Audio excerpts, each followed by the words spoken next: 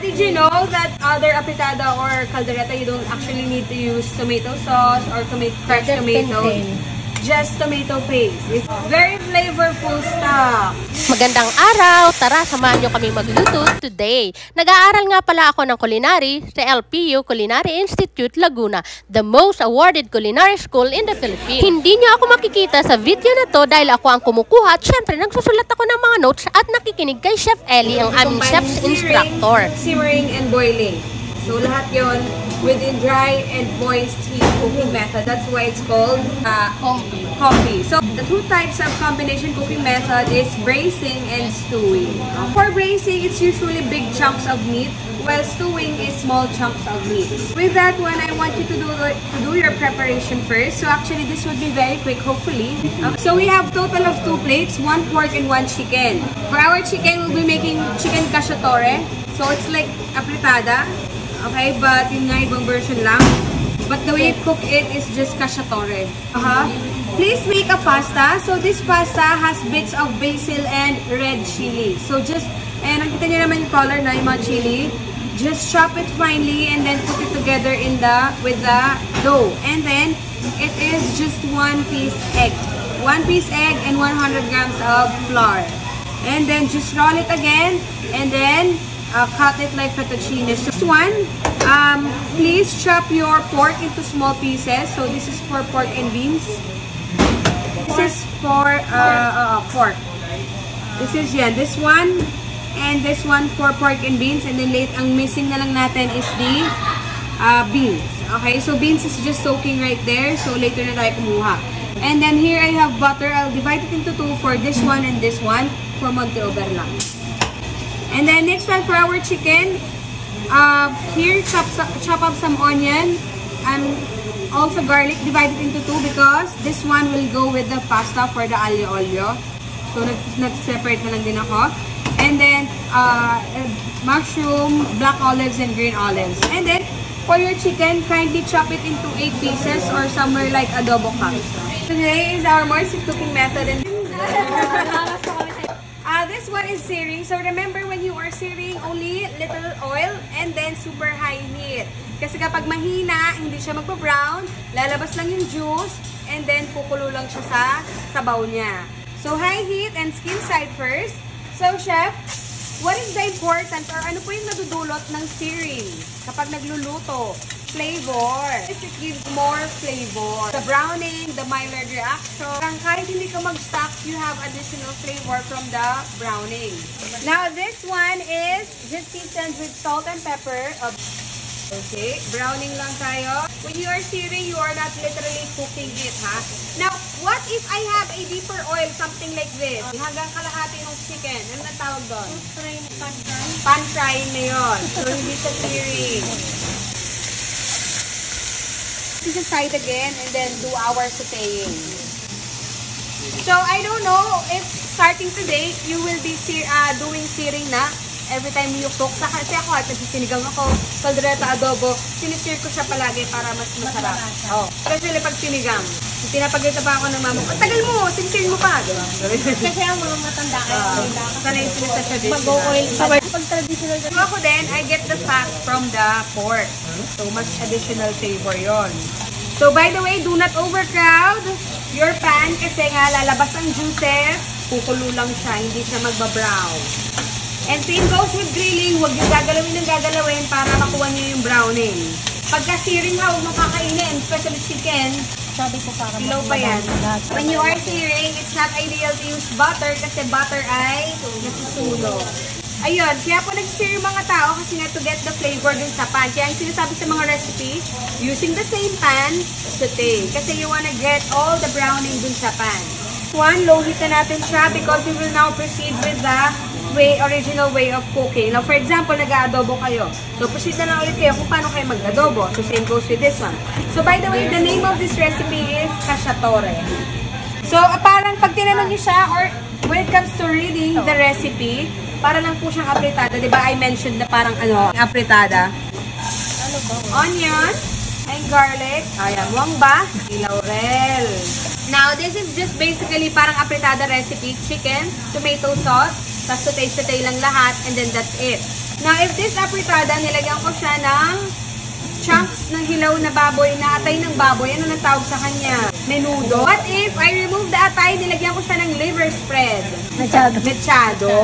What about with liver spread plus peanut butter? Caldereta. Ngayon, pag may nakaserve sa karinderya, ano yan? Ay, menudo. Fritada ba yan? Mechado, caldereta, diba? Kasi nga, it looks all the same, but yun nga, pag tinaste mo na siya, yun mo lang malalaman kung ano ba talaga siya. Pero yung sa mechado kasi iba, instead of liver spread, pinapagiling nila yung atay talaga para mas masarap.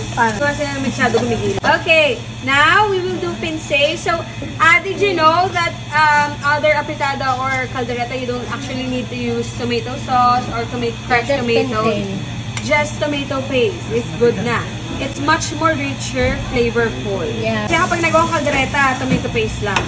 But just make sure lang that you use the tomato paste properly. You cook it properly. Yung iba masabaw at saka nilalagay yung tomato paste. Ganun. Mom, pinsay! -2. Now, I will be replacing it with our very flavorful stuff. Wow! May daw yung selerita. Tinanggal ko. Very sabihin yung stock. Alam ko mabait yan. Hindi sinasama siya kasi nga sustainability. Okay. Now, yun nga, I told you, I'm giving you the option. You can add tomatoes, crushed tomatoes, or just settle with tomato paste. So, I'm just gonna add 1 spoon lang para lang ma-follow lang yung recipe. Pero, ang nasa recipe kasi almost 1 cup. And then, salt and pepper. And then, this is the point where we will be putting our chicken. Iba, pag nagbe-braise, ganito, tapos tinatakluban, nilalagay na lang sa oven. So, it's just the same thing lang din naman. Kasi niluluto pa rin siya directly on its own juices. Kaya lang tinatakluban para hindi matuyo. Parang steaming lang din. Parang papaya, naka-cover or naka-foil. And then, we'll go deeper para maluto ang buong particles ng Nokma. ating manok. So, pag braising, usually malalim. Submerged. Pero tama na, baka maubusan kayo ng stock. Mabait ako eh. Okay. Next one. Bago kayo dumating dito, in-sear ko na yung aking pork kasi ang tagal, diba? Ang tagal ko nag-sear kayo na ng chicken. So, in-sear ko na rin yung aking pork para dire-diretso ang ating discussion. So, ito na po yung aking pork. Sinir ko na siya. And using the same pan, proceed tayo na ating sauteing. Ilalagay nyo ang inyong mirepoix and garlic. Pork and beans to, pork and beans. Garlic and onion. Also, you can put together na yung mismong chorizo. By the way, this is chorizo de Bilbao. Hindi siya Spanish chorizo, ha. Pero mas maganda pag Spanish chorizo. Ayun, mas masarap to gawa ng mas madami siyang browning sa ilalim.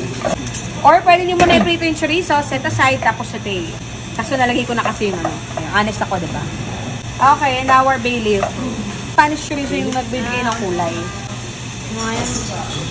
By the way, when it's boiling na, turn down to simmering kasi kung hinayaan nyo lang siya mag-boil na mag-boil, baka masunog at matuyo. Pero kasi kapag super deep, malabnaw yung sabaw, gusto ko medyo malapot-lapot, yun lang. Reduction na lang tayo. Okay, so yeah, bay leaf lang din. And then thyme. Meron akong butter for Monteober yun. Of course, hindi makikita yung pag-ahan ng Monteober. Pero mag-Monteober. For both parts. So, some of the apritada na ginagawa sa bahay is hindi maasim kasi may carrot tayong nilalagay. Pero kasi itong recipe nito, wala. We have available sugar din. Just make sure you add enough sugar, not to the point na super tamis. Just to cancel the sourness lang. Next is pinsay. Again, one more time. Ito ha, dito nagkakamali yung iba. Hindi nakaka-cancel out yung alcohol. Kaya lasang alcohol lang, pork and beans. Make sure mawala muna yung alcohol. Okay, I have cooked particles in the bottom na. Hindi ko na-intend siya mag-rust. I will now deglaze. It's your option to flambe it. Pero usually pag nagpa-flambe, hindi ka dito nagpa-flambe sa ganitong pot. Kasi itataob mo.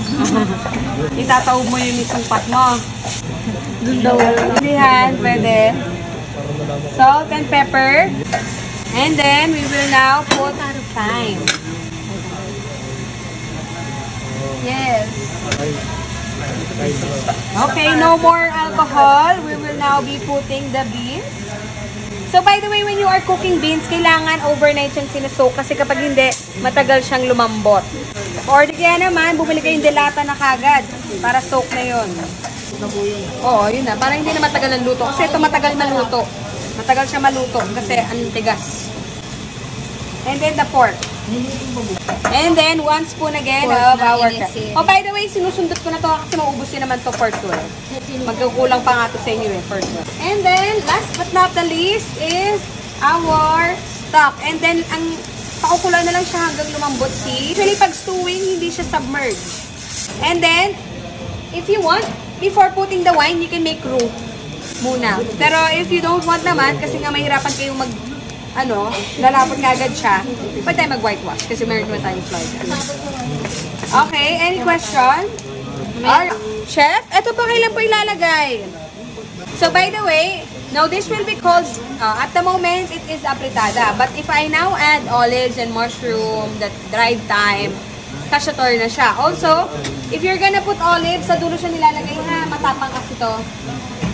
Ayun lang po. And olives, sa dulo nilalagay kasi naglalasang alak ang inyong pagkain. So, ayan na ang finished product ng aming linuto. Bale, 3 kami sa grupo. For sure, marami kayong natutunan sa vlog na to, lalo na ang mga culinary terminology. Isa sa magugustuhan nyo dahil makakatipid kayo yung paggamit ng tomato paste lang. Kung magluluto kayo ng kaldereta, spaghetti, menudo, mechado, at iba pa, hayaan nyo sa free time ko gagawa ako ng video vlog na detailed kung paano nga ba siya iluto. Sarap yan. Oh my God! Sharon time! Sharon time! O, hati-hati na. Oo, ayan. Left part sa'yo, ate. Kahit ano, ilagay nyo na dyan. Balutin mo ako. Pura, ate. Bababagsak ko left. Tatlong mo na lang yan. Hindi mo okay lang. Kahit okay lang yung sa akin. Nakakatuwa yung pagkain natin. Hindi ako maarte. Thank you so much for watching. Follow for more!